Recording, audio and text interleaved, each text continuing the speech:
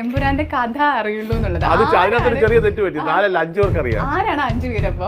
5 Sujith Vasu, cameraman രാജുവേട്ടൻ, ലാലേട്ടൻ, പിന്നെ സുജിത്ത്, മുരളി, ആന്റണി പെരുമാൾ. ഞാൻ ഒരു സീൻ പോലും കാണാൻ ശ്രമിച്ചില്ല, ആഗ്രഹിച്ചില്ല, ചോദിച്ചില്ല. അത് അവിടെ കാണണം. കാര്യം ഓരോ സീനും ഓരോ മാസാണ്. ഒരുപാട് പുതിയ ക്യാരക്ടേഴ്സ് വളരെ സർപ്രൈസ് ആയിട്ടുള്ള ക്യാരക്ടേഴ്സ് ഒക്കെ വരുന്നുണ്ട്.